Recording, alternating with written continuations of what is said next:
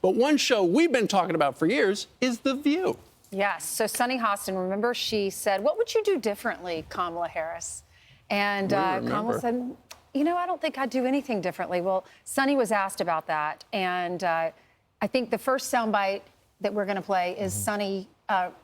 Okay, just one soundbite. This is Sunny being asked about it on a podcast. Listen to this. I followed up because I was surprised at the answer.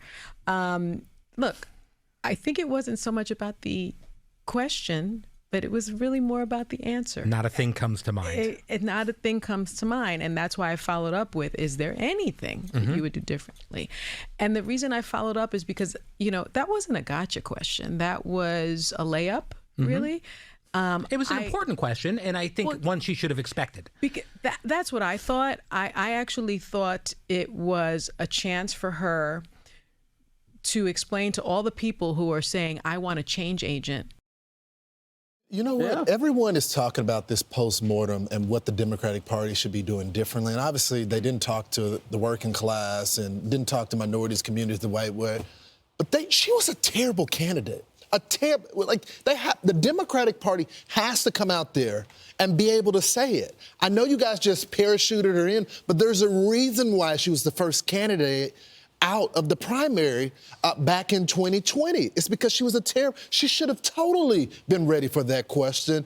And this was a protective question. This is her sorority sister that was trying to help her out, giving her a layup, and she just did not have an answer. Remember, Lawrence, she was asked that question twice that day. In 2 different interviews. And she never, even the second time she was asked, Wasn't it the late night, show?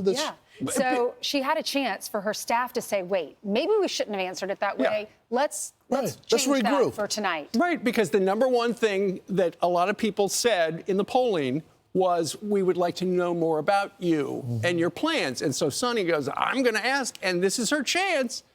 And Kamala Harris blew it. The unfolding scandal I think that's going to come out is that whole campaign was fake. It's a fraud. Oh, yeah. And now you find out that all these celebrities that came forward, how much were they compensated?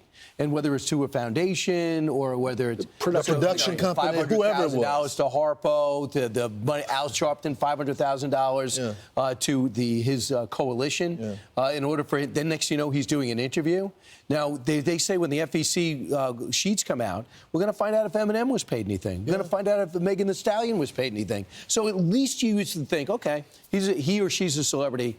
They're going for this. They're going for this candidate. Now we're going to say to yourself, how much is that candidate getting paid?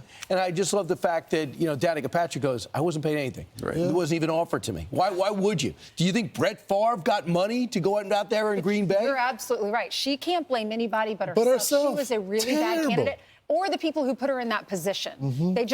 She never even had to win a primary. And they wasted so much money. The story, and Donald Trump did it for a portion of it, and they're rebuilding sets and all this. By the way, have we got a comment from MSNBC or NBC about them paying Al Sharpton and then her doing an interview after that? That has to be some type of media malpractice doing that. Right, I know, and I always look at Al Sharpton as a great journalist. Right.